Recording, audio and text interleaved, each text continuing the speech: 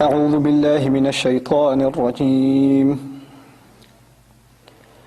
ألم يأن للذين آمنوا أن تخشع قلوبهم لذكر الله وما نزل من الحق ولا يكونوا كالذين أوتوا الكتاب من قبل فطال عليهم الأمد فقست قلوبهم وكثير منهم فاسقون اعلموا أن الله يحيي الأرض بعد موتها قد بينا لكم الآيات لعلكم تعقلون رب اشرح لي صدري ويسر لي أمري واحلل عقدة من لساني يفقه قولي والحمد لله رب العالمين والصلاة والسلام على سيد الأنبياء والمرسلين وعلى آله وصحبه ومن استنى بسنته إلى يوم الدين اللهم اجعلنا منهم ومن الذين آمنوا وعملوا الصالحات وتواصوا بالحق وتواصوا بالصبر آمين يا رب العالمين ثم ما بعد السلام عليكم ورحمة الله وبركاته. I'm really honored and also kind of weirded out that you guys waited this long. Alhamdulillah. Wa jazakumullahu khairan for waiting. If I sound a little out of it, it's probably because I am. It's about 8 hours of lecture straight, alhamdulillah. But inshallah ta'ala, I'm here to just share some very brief thoughts with you about an important matter. Something that doesn't come under much discussion nowadays, but it needs our attention. It certainly needs our attention, inshallah. The thing I want to talk to you about is a culture among young Muslims who go on a certain religious journey, especially in Western society.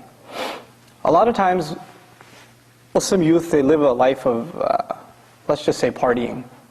Okay? And then they have an epiphany sometime in life and they turn towards the religion. A lot of youth, brothers and sisters, have this change of heart sometime in their life and they become more serious gradually about the religion. But then what happens is, when they become more serious about the religion over time, they end up becoming very serious about the religion. Very, very passionate. And they find themselves a teacher. Sometimes that teacher is a person. Sometimes that teacher is a series of MP3s or lectures. Sometimes that teacher is a website. Sometimes that teacher is a blog. Sometimes that teacher is an anonymous screen name. Right? But whatever it is, in the end they find themselves a source that they associate as the authentic source for taking knowledge. And when they do and they become very passionate about it, slowly what starts happening is they become very rigid. Become very tough. And the people around them, they don't see, they notice that the people around them are not the same way as they are. They don't acknowledge the same teacher that they acknowledge. They're not understanding the deen the way they understand themselves. So what starts happening is, first they become frustrated with the people around them, especially their family. Right? The youth starts changing, and the first people they become frustrated with is their own family. Why don't you understand? This is the right way to follow the religion. And there's more and more friction. This happens even within a Muslim family. It's even more so when you're a Muslim and your family is not Muslim, but certainly even within your family, if your family is Muslim too, but now you're kind of rediscovering the religion on your own. Right? So this friction develops. But it's not limited to the family either. What happens is you have friends. You've always been friends. But those friends didn't take this religious journey that you did. Or if they did, they didn't take the same journey that you did. Their understanding is a little different. Or they're not as rigid about certain things as you are. They're not as tough about it as you are. And it becomes harder and harder for you to tolerate that. So you start questioning them a lot more. And you come into contact with people that don't see things the way you do. And you make it a point to let them know that they're wrong, that you're right, that this is the way they should do things, there's no other way of doing things, etc. This attitude develops, especially among youth. And there are many reasons for this attitude. There are many reasons for this attitude. The youth himself or herself thinks they're doing what's called Amr bil Ma'ruf and what? Nahi anil munkar. They think they're commanding the good, forbidding the evil. After all, they're telling the brother, the sister, they're telling her a hadith, they're telling him an ayah. They're doing a good thing. This is something they should be doing. This is what's going on in their head. What they don't realize, however, is there's something more going on. There's something else going on. You know, before you become religious, maybe you are, you're the center of attention among your crew. You're a thug, you're a gang, you're whatever, right? You're the center of attention. When you turn to the religion, you no longer have that. But you need something still. There's an urge inside you to want to show your domination over others. There's an urge inside you, I want to show people that I am in some way, shape or form superior. And in this devious way, sometimes without the person even realizing it, most of the time they're telling people their religious opinion in a show of expressing their superiority. They want to make sure the other person feels like they don't really know the religion. I know the religion. Let me tell you how it's supposed to be. Let me teach you the ayah. Let me teach you the hadith. Don't you know it's this way or that way or the other way? So the religion itself becomes a means by which you promote your own ego. It's ironic because the religion was revealed so we humble ourselves. The deen came so we humble ourselves. And now we're using that very deen to express our arrogance. To express our arrogance. And this is not just something that happens among the youth, by the way. This happens among elders too. Iblis, on what occasion did he refuse Allah Azza wa Jal? He refused to make sajda, right? What job was Adam alayhi salam going to get? What high salary was Adam alayhi salam going to receive? What promotion was Adam alayhi salam getting that Iblis said, no, I'm more qualified for that job? What was the job? Allah Azza wa Jalla created the human being for what purpose? Worship, right? And Adam alayhi salam, inni ja'ilun fil ardi khalifa. He was going to be placed where? On the earth. And what was his responsibility? Service to Allah. It's a religious title. In other words, I'm putting it in simple terms. Adam alayhi salam was given a religious honor. Not a worldly honor. He wasn't given a high salary, a big house, all that. None of that stuff. He was just given a religious honor. So if you think about it, it's kind of weird. Iblis was jealous of Adam alayhi salam over a religious honor. His ego manifested because he thought he was more qualified to serve Allah's deen than Adam alayhi salam. I'm more qualified in this religious capacity. And this arrogance manifests itself when somebody says, I should be the president of the masjid. I'm the right MSA president. Why did they pick him? Why did they pick her for this task? Why didn't they pick me? This is a religious task. You're not going to get it. You don't get money when you become MSA president. You don't get any, you don't get a new car when you run the masjid. But yet you see across this country, people fighting tooth and nail over what? Religious titles. Who's in charge of the masjid? Whose opinion should be heard? Why? This is a disease that started where? It's pretty old. That virus started with Iblis. Right? He's also vying for religious authority. And this is a disease. It's at the heart of it, it is a disease. And one has to identify that disease if it exists inside themselves. When the attitude seeps inside you, thank God for me, because if it wasn't for me, I don't know, these people would have been so deviant. At least I'm here to set them straight. If that's your attitude, you've got a serious problem. You really have a serious problem. Because now you think the deen depends on who? On yourself. The deen doesn't need us. We need Allah's deen, but Allah's deen is in no need of us. Right? Wallahu ghaniyun hamid. Allah is free of need. He doesn't need us. We have to humble ourselves. And this ego, again, I'm talking about it in a religious context, but in another context, it even happens inside the family. If I die, who's going to take care of my family? Who's going to pay the bills? If I don't do it, who's going to do it? That thought comes in your mind, right? But our time of death is written. Whether you think you need to save this much money or that much money, or you need to get that promotion, or whatever you need to do, you think what you need to do. But if Allah decides, I'm gone tonight. If it's written, it's written. And you know what? After I go, my kids, my wife, my husband, whoever, Allah has already taken care of them. I should never have thought I was the one taking care of them to begin with. I wasn't the one taking care of them. Allah was. He had been all along. I was deluding myself into thinking it depended on me. Nothing depends on me. Nothing depends on me. I am not the source of any good. Allah is the source of all good. When ego is the root problem, where does ego come from? Ego comes from the source point. The starting point is when someone doesn't truly appreciate what Allah is, who Allah is. When you don't appreciate who Allah is, you replace that with an appreciation of your own self. That's where it starts. That's really what the root of the problem is. So no, the first point I wanted to make, really, inshallah ta'ala, is people that wear the facade of the religion. They look religious, they talk religious, they have knowledge. May Allah protect us from this. This is a very serious problem. They look more practicing than the other guy who doesn't have a beard. She looks more taqiyah than the other sister who doesn't wear a hijab. They look more religious. The outwardly is very good. But on the inside there's an ego. On the inside there's an urge to show your supremacy. You are more righteous. You are more qualified. You are in a better position than the other. And in your heart, if you look down upon another Muslim, no matter what their condition, if you look down upon another Muslim, if you do that, then you have this thing inside your heart called kibr. Kibr, arrogance. And we learn from the advice of the Prophet ﷺ that the one who has a mustard seed, which is basically you're saying an atom, okay, a molecule, nothing, that much of arrogance in their heart, what is not open to them? Right? Jannah is not open to them. Jannah is not open to them. So what I'm trying to say is, you have a Muslim who does bad things. The guy drinks, whatever. He does some really bad stuff. His evil actions are outwardly. But your evil action is what? Inwardly. On the outside, you look good. You look like you're doing all right. His action is punishable for sure.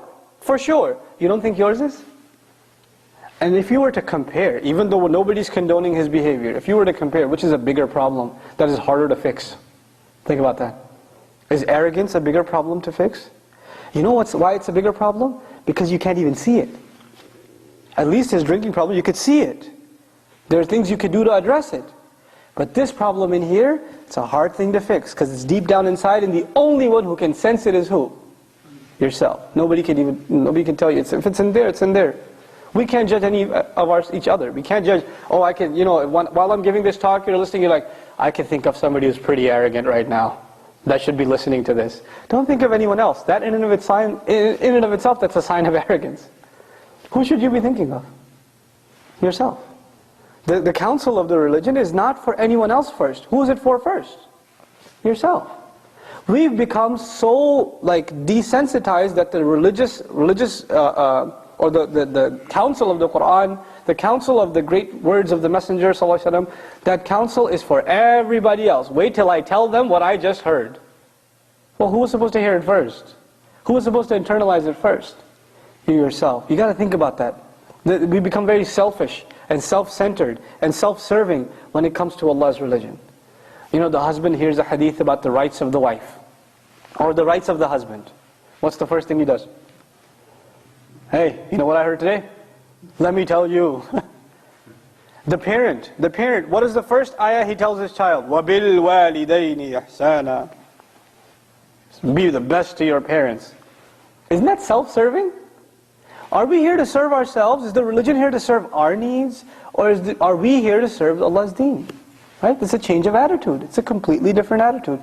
So this is the first problem, ego, that I wanted to bring to your attention. Something that only you can gauge in yourself. Nobody else can gauge that for you. But if that's there, no matter how much good is there on the outside, does it amount to anything? No, because your heart is not sound. And Allah says on the Day of Judgment, إِلَّا مَنْ أَتَى اللَّهَ بِقَلْبٍ سَلِيمٍ. With the exception of none except those who come before Allah with a sound heart. With a sound heart, right? So we have to fix this thing on the inside, this ego on the inside. I'm going to give you, before I go to the second point, just give you some tips on how to tell if you have an ego problem. Just some basic tips. If somebody corrects you, right, and you get really offended, really how could you say that to me, bro? Why would you say that to me? Who do you think you are? Who does that guy think he is? He's correcting me like that. If that's your first reaction, then you have an ego problem. Even if that guy is being, I don't want to use bad language, okay? He's not right. He shouldn't have said what he said to you. Your first reaction should not be, who is he to talk to me? You know what your first reaction should be? Maybe through this really inappropriate comment, Allah is telling me something that I should take heed of. Maybe there's some truth in it.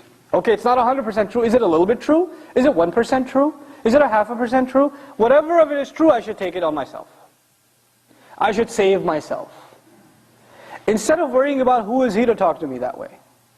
Don't develop that attitude in yourself. Take the good from even bad advice. Even a nasty comment. Take the good from it, leave the rest. It's okay. If you feel the need to interject in every conversation, if you feel the need to have your opinion heard, no matter what, if you get really offended that your opinion was not taken in the end, you gave your opinion, somebody else gave another opinion, but your opinion was not the final one taken, somebody else's was, and you walk away offended, you've got an ego problem. Especially in matters of religion.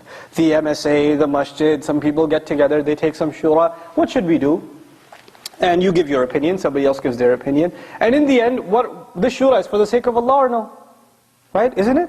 When you're doing work for the masjid, the MSA, whatever, it's for the sake of Allah. So you gave your opinion for whose sake?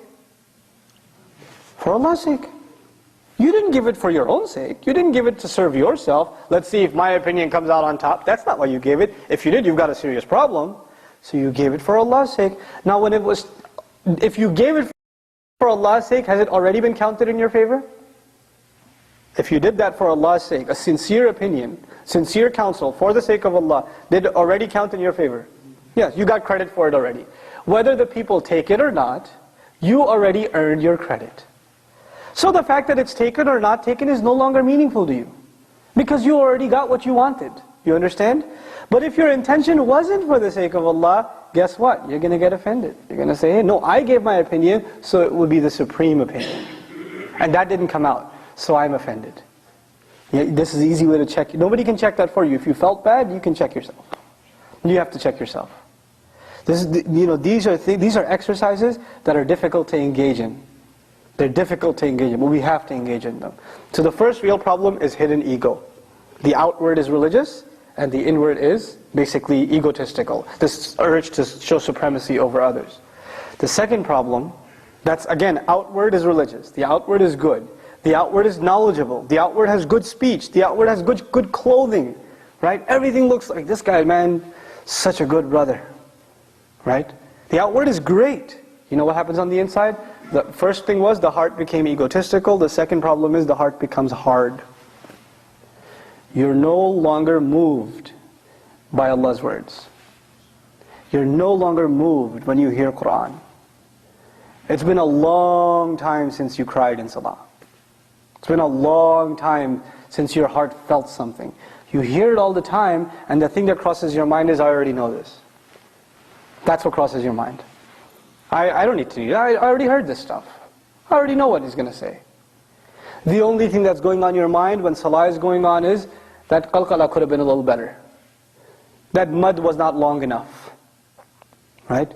That ghunna, I don't know about that one. That's all that's going on in your salah. You know what that is an indication of? It's good tajweed, but a tough heart. Right? You've got good tajweed, but your heart has become, the words of Allah are not enough to shake you. They don't move you like that. You just pass by them. And then the knowledge keeps increasing, and in your public life, you look very devoted to the religion, but when you're in your private, when nobody else sees you, this really evil person comes out.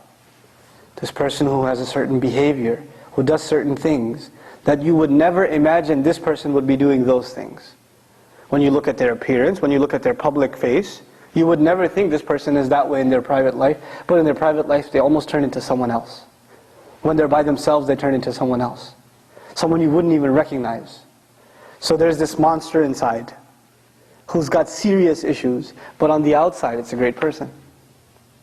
Nobody can fix that for you because nobody even knows that exists. It's only all inside you. So the first problem is ego, the second problem is the heart that becomes hard. These are both spiritual problems, by the way. Problems of the heart, aren't they? Right? And the only one who can gauge this is who? Yourself. And now, there are some, inshallah, towards the end, inshallah ta'ala, some tips on how to fix this stuff, right? That'll be towards the end. But I want to just wrap this second point up really quick, inshallah ta'ala, of the heart becoming hard. Allah Azza wa Jalla says, the ayah I recited in the beginning, Surah Al-Hadid, Allah is talking to the people of the book. And then He talks to us. He says, أَلَمْ يَأْنِ لِلَّذِينَ آمَنُوا Isn't it time for people who claim to believe yet, أَن تَخْشَعَ قُلُوبُهُمْ لِذِكْرِ اللَّهِ, that their hearts should be filled with awe, their hearts should be overpowered, they should become numb. You know when your muscles become loose and weak? That's khushu' actually. When your muscles feel weakness in them. You feel like an overwhelming sense, an overpowering feeling. Right? Allah says their hearts should feel overpowered and weakened. Right? By the fear of Allah, by the remembrance of Allah. Isn't it time yet for believers that their hearts should feel like that because of remembering Allah? وَمَا نَزَلَ مِنَ الْحَقِّ. And isn't it time that their hearts should feel like that because of what came down from the truth? What is that? What came down from the truth? Quran. It's referring to the Quran. Then Allah gives a warning in the same ayah. He says, وَلَا يَكُونُوا كَالَّذِينَ أُوتُوا الْكِتَابَ مِنْ قَبْلِ. They better not become like those who were given the book before them, much before them. فَطَّالَ عَلَيْهِمُ الْأَمَدِ. A long period passed over them. Meaning they were holding on to the book for a long time. But as they were holding on to the book, you know when you first turned to the religion, you were very excited about it? That excitement went away. All that remained was the outer shell. So what happened to those people? فَقَسَتْ قُلُوبُهُمْ. Their hearts became hard. After a long period of time, the religion just became a routine. Something they just do. Something that's just there. It's just they're just doing it because they're used to doing it. But it's not something that moves their heart anymore. Their hearts have become hard. And once your heart becomes hard, it's easy for you to become corrupt. Therefore the next part of the ayah, وَكَثِيرٌ مِّنْهُمْ فَاسِقُونَ. Much of them are corrupt. A good number of them are actually corrupt. The ayah ended with the people of the book, but where did it start? أَلَمْ يَأْنِ لِلَّذِينَ آمَنُوا. The discussion is really about those who actually claim to believe and how their hearts become hard. And if that's what you sense inside yourself, if that's what you sense, and you know, no one can gauge that for you. Once again, I iterate that again. No one can gauge that for you. The only one who can gauge that for you is yourself. No one else. How humble you are before Allah, how humble you are before others. You can't gauge that, except by it for yourself.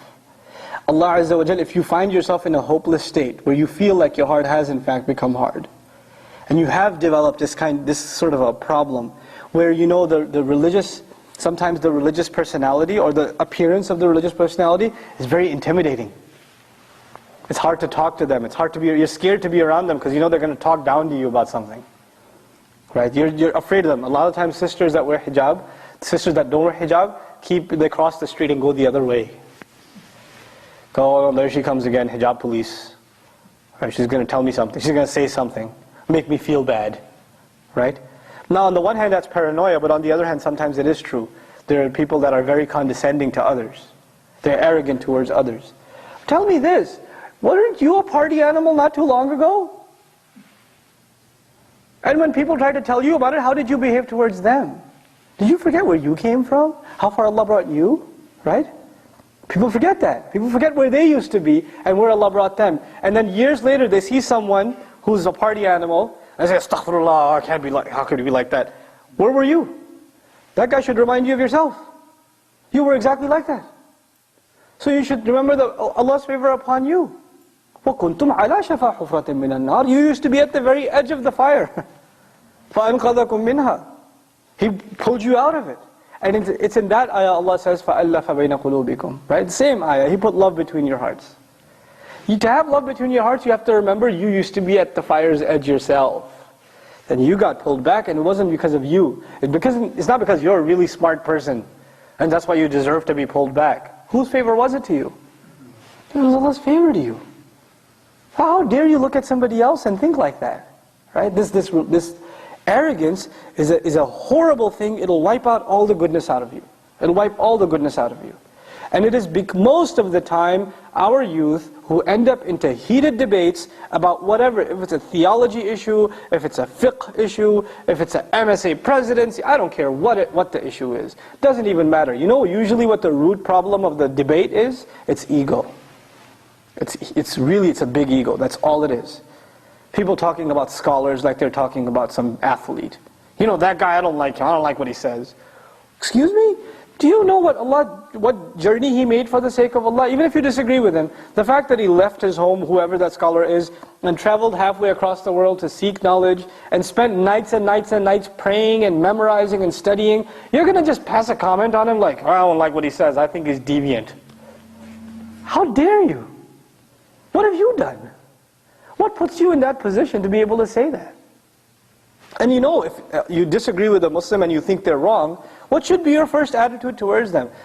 You should pass a verdict on them that they're headed to hell, or should you genuinely be concerned for them? And if you were genuinely concerned for them, you wouldn't talk to anybody else about them. Who would you talk to? Themselves. You would go and talk to themselves. If there was sincerity in you, you would address your concerns to them, not to anybody else.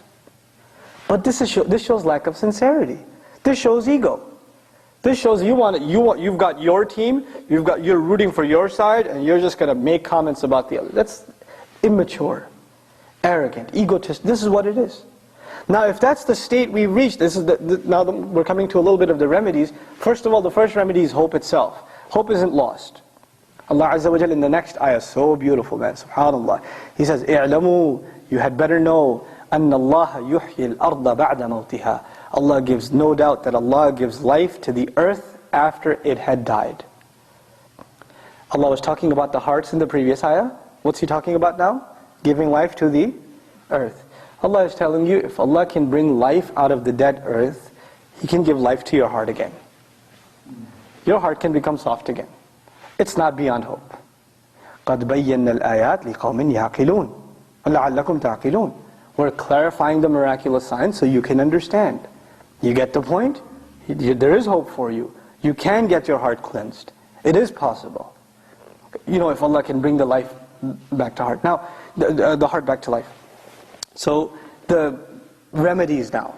What are the remedies? How do you fix yourself? How do you fix the ego problems you have? The first big problem that helps you cleanse your heart out is the remembrance of Allah. That's the first thing you have to address. How often do you remember Allah Azza wa Jal? And remembering Allah is not just saying cliche things like, just the adhkar you memorize, subhanallah, alhamdulillah, la ilaha illallah, Allahu Akbar, and you do some dhikr. These are incredible adhkar. They're from the sunnah of the Prophet ﷺ. But if they're thoughtless, if you didn't put any thought in them, if you didn't reflect upon them, then it's not dhikr. That's just good review. That's all that is. What alhamdulillah means? All credit goes to Allah. All praise is for Allah. Allah should be thanked and He should be praised for everything. So you're having a tough day, what do you say? Alhamdulillah. Not only do I thank Allah, I also praise Him. Whatever's happening must be good, and so good that I thank Him for it. And not just that I thank Him for Him, I also praise Him for it. What an awesome thing He did. In light of your, Jazakallahu khairan, it's really nice of you. Despite your, troubles, you say Alhamdulillah. But when you mean it, it's something else. Now you're really remembering Allah. And this hamd of Allah, giving credit to Allah, what does that teach you about yourself? Whenever something good, you think you accomplished something good, what are you supposed to say? Alhamdulillah. Who did you actually give credit to? Allah Azza wa Jal. But you do that from your heart. You don't just say, somebody comes to you and says, "Brother, great khutbah." You say, "Alhamdulillah, yes I know." Then that Alhamdulillah is not really Alhamdulillah. That's more about yourself than anybody else. Right? You have to learn to be uncomfortable with praise. You should be uncomfortable with praise. You should be quick to give credit immediately to Allah. And at the same time to put yourself down. You don't know, brother, you don't know. I don't think you should say that. You don't know what I'm really like. Allah knows. Just make dua for me, that's it. I don't need your praise, I need your dua. I don't need you to thank me. Sister, I don't need you to tell me, the other sister says, "You're such a good sister." No, I don't need to hear that from you. That doesn't help me. That actually hurts me. Because when somebody tells me how good I am, what does that boost? My ego. Right? And that's the biggest problem you can ever have.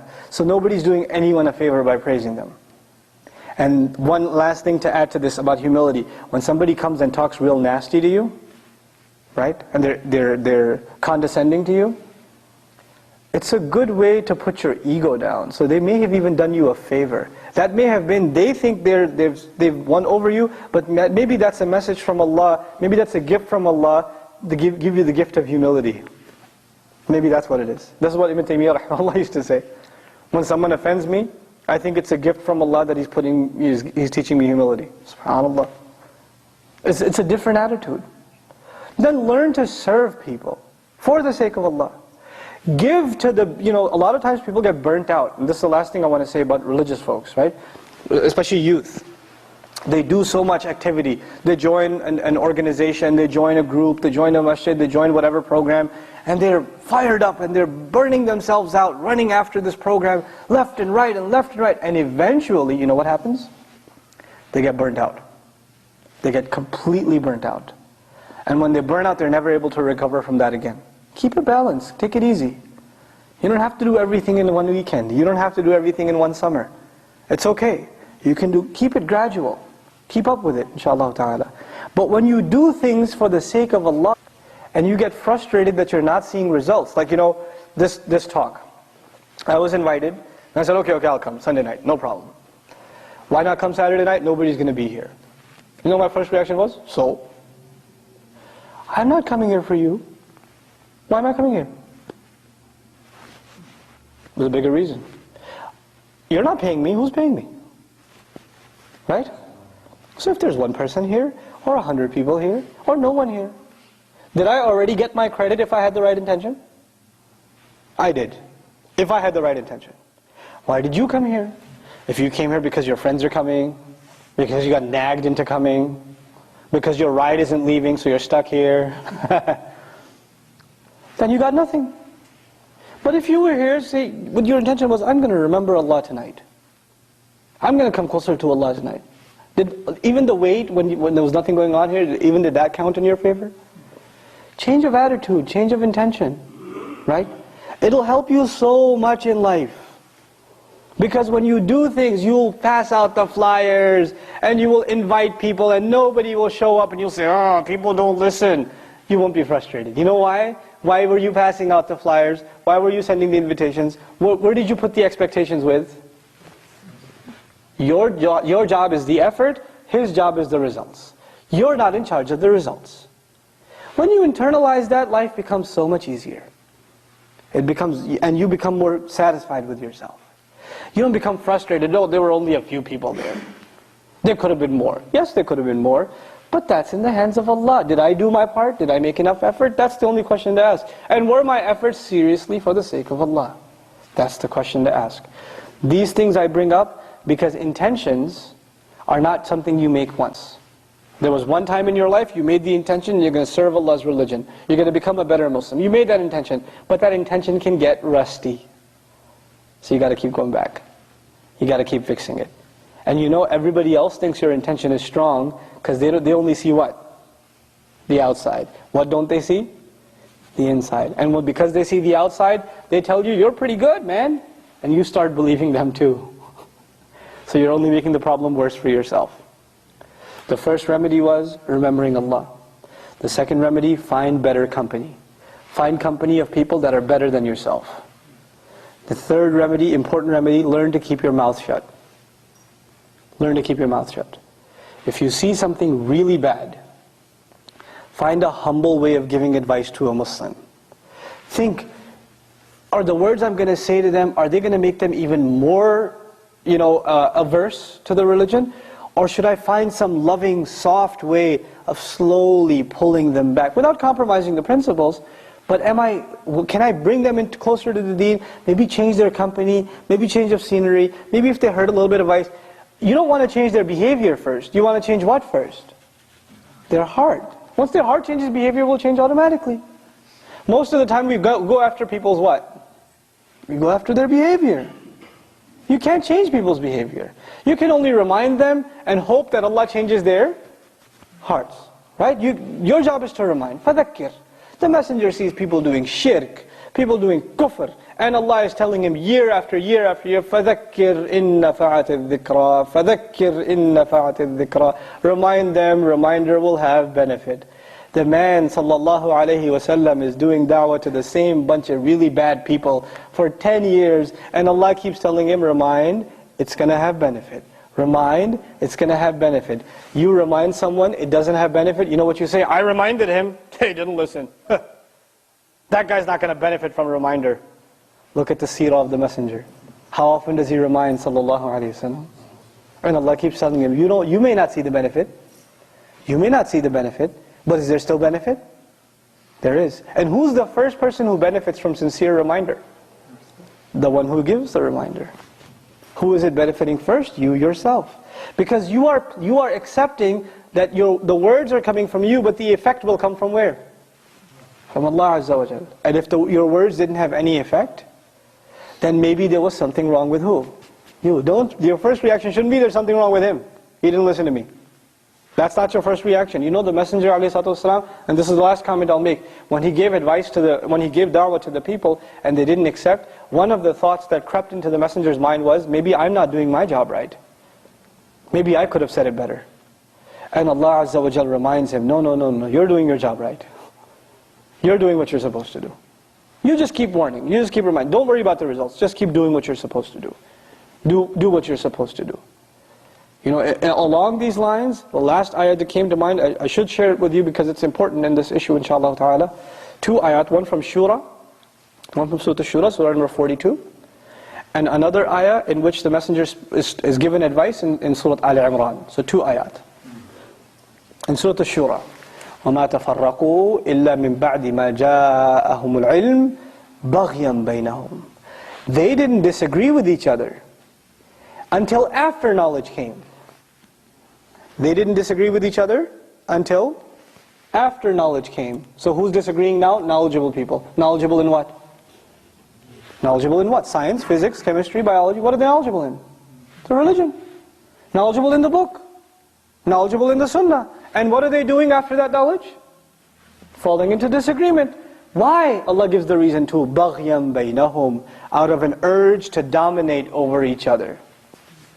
They had this urge, they want to feel superior, and what's their weapon by which they feel superior?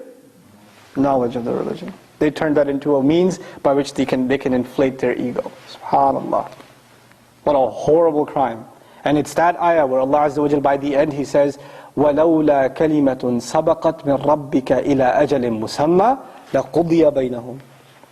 Had it not been that a time had been appointed for them from ahead of time, meaning had it not been that Allah had already decided when they will be punished, their matter would have been dealt with immediately. They would have been punished right away. This is a high crime. This is a high crime that they're doing. Using the weapon to disagree, the knowledge as a weapon to disagree with each other, not for any other sincere reason except ego. A horrible, may Allah protect us from that crime. Especially our youth, man, youth culture in this country. You're playing ball, somebody blocks your shot, what happens? The next play, you better avenge and revive your dignity because the tribe will look down upon you, right? There's this culture, how dare you against me? It's not just a sport, it's a test of ego, right? Somebody cuts you off on the road, what gets enraged? You, with your Honda Civic, pass me by, me with the M5? No, I will show you. I will express my supremacy very, very soon. I'm going to floor it and show you how it's done. What is that a show of? Ego. Constantly in our culture, we're being sent the message: inflate your ego. It's all about you. It's all the songwriter, the singer. My chain, my hat, my shoes, my socks, whatever. All about me, me, me. You can't touch me. You can't look at me. You can't look at me in the eye. I'm going to do this to you. Then I'm going to do that to you. What's this about? What's the whole message? Ego. Worship of the self. That's all it is. That's really what it boils down to. And this deen is only a deen for those who humble themselves before Allah. Right? So that's very, very important message of this ayah. The last ayah, Al-Imran. And especially for those who are in a position of leadership. Those of you that others look up to. Those of you that know and think even that you have more knowledge than others. Allah tells His Messenger sallallahu alaihi wasallam, فَبِمَا رَحْمَةٍ مِّنَ اللَّهِ لِنْتَ لَهُمْ وَلَوْ كُنْتَ فَضًّا غَلِيظَ الْقَلْبِ لَانْفَضُّوا مِنْ حَوْلِكَ. It is by the special favor and mercy of Allah that you, sallallahu alayhi wasallam, are lenient towards them, meaning the Sahaba. It's a special mercy from Allah that you, sallallahu alayhi wasallam, are lenient towards them. وَلَوْ كُنْتَ فَضًّا غَلِيظَ الْقَلْبِ If you were tough, harsh of the heart, if you were stiff with them, if you were arrogant towards them, if you were even hard, rough around the edges when you talk to them, if you were, stern with them, لَنْ فَضُّوا مِنْ حَوْلِكَ They would have dispersed away from you. They, who's they? Sahaba would have ran away from you. Who's you? The Messenger says, can you imagine the Sahaba running away from the Prophet? Allah didn't say if you didn't call to the truth, they would run away. If you stopped teaching them Qur'an, they would run away. If you didn't present, the wahi, they would run away. What would the Messenger do that would make them run away? He's still teaching Qur'an, he's still giving the truth, everything's the same. What's the only thing that changed in the ayah that would make them run away? He's tough to them, he's harsh with them. That would be enough and they would run away. SubhanAllah. What a message Allah is teaching His Messenger sallallahu alaihi wasallam. If that's the message to the most amazing leader, you don't think it applies most to us?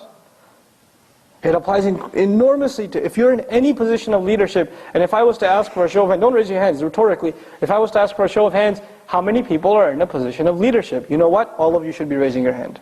You're all in a position of leadership. You're all in a position where you should be able to give counsel to someone, and that's fine. But how do you give that counsel? Especially if they're Muslim. Instead of making them more averse to the religion, learn to be a little more tolerant. Don't justify wrong behavior. That's not what I'm saying at all. If you see some haram, call a spade a spade. Look, this is haram. I worry about you. And there's ways of saying it, right? You know you're going to hell for doing that, right? That's one way of saying it. Man, you should be ashamed of yourself. You do that. That's one way of saying it.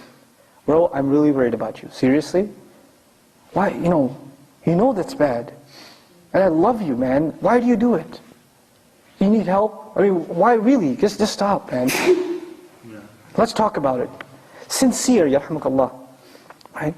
Let's talk about it. Sincerity. It shows, The way you talk to people, it shows if you're sincere, or you're just trying to pass comments on them to, just put them down. There's a difference. There's a difference in how we talk. أَذِلَّةٍ عَلَى الْمُؤْمِنِينَ They're humble, powerless when they present themselves to believers. That's the attitude in the Qur'an.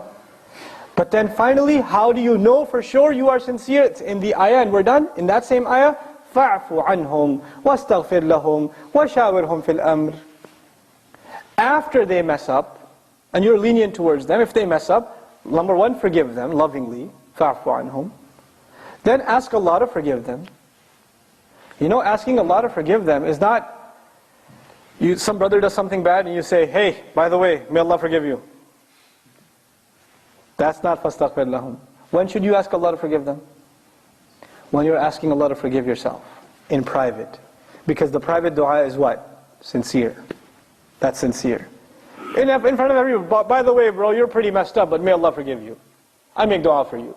That's not what the ayah is saying. That's actually a show of what? Arrogance, ego.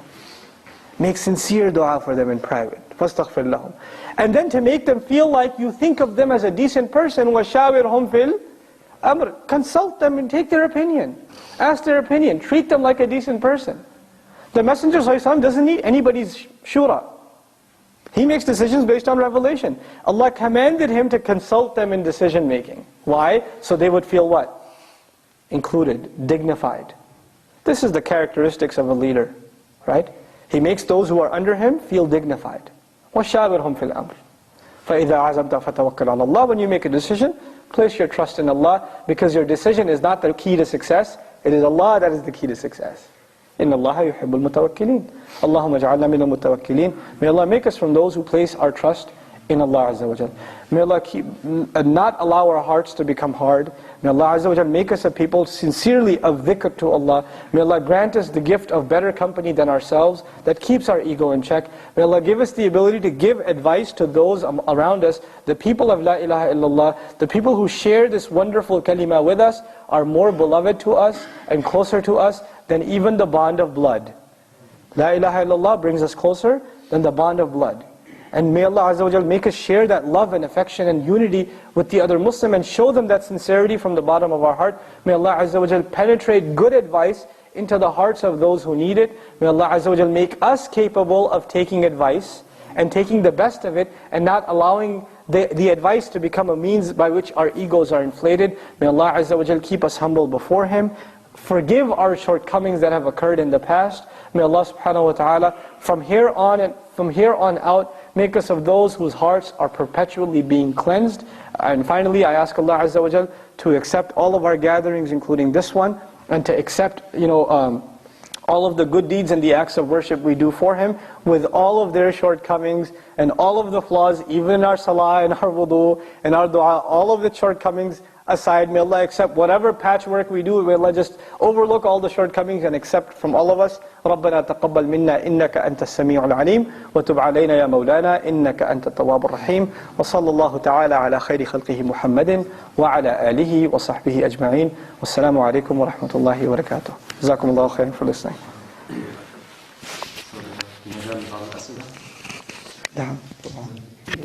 If you have a question and answer for our brother speaker, I'm not answer a chance. I hope you don't have any questions at all. Good. None on the sister side, right? I'll give him the microphone. Okay.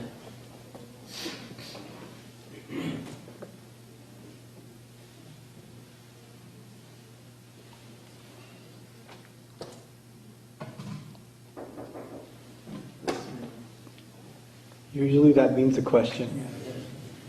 It's not good.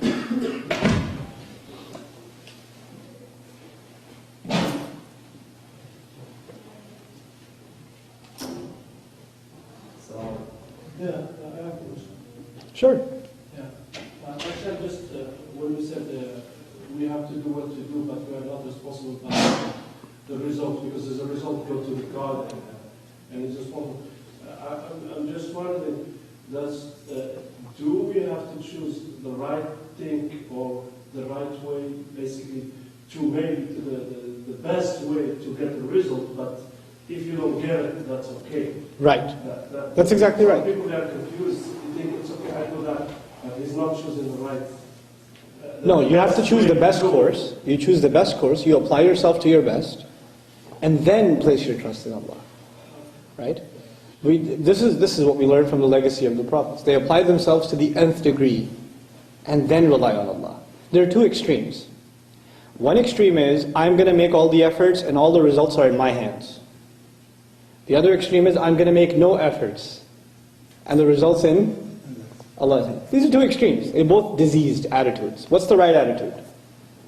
I'm going to make whatever effort I can, to the best of my ability, while knowing the results are in Allah's hands. That's the balanced attitude. Okay?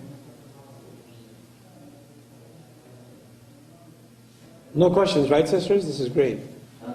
There is a question? Really? Again, this is the microphone. Okay. It's awesome. They were listening. Going once? Just 1 second. They're formulating the question. Oh no. That's usually bad.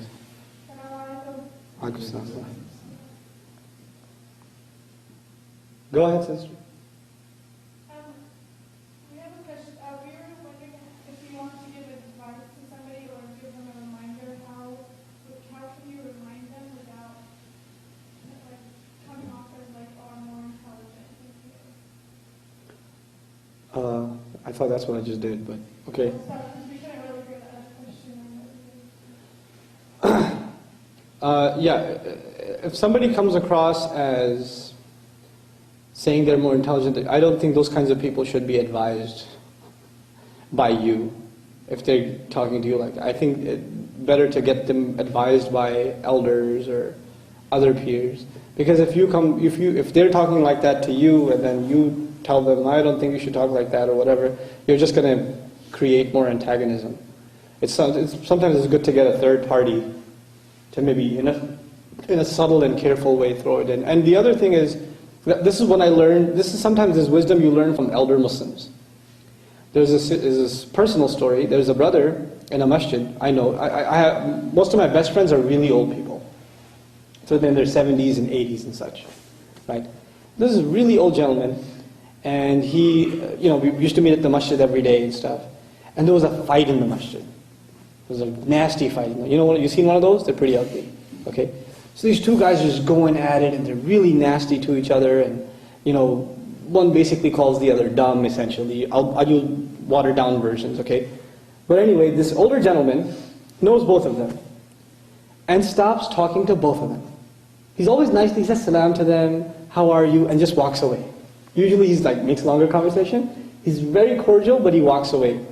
And he's so wonderful in his personality, those people, they feel it. They feel like he doesn't talk to us like he used to anymore. So one day, one of them, this happened in front of me, one of them just came up to him and says, you don't talk to me like you used to. Are you mad at me? He goes, no, I'm not mad at you at all. She says, but you don't talk to me the same way. He goes, yes, I don't. So why don't you? He says, look, I saw you get angry with that other brother the other day, and I just got scared. Maybe one day you'll get angry at me. I'm just, I wouldn't want you to be angry at me, so I'm just trying to be safe. He put it in such a soft way, and the guy felt so bad, he went and apologized to the other brother, and they made up. Right? That's the wisdom of an elder, they know how to approach things.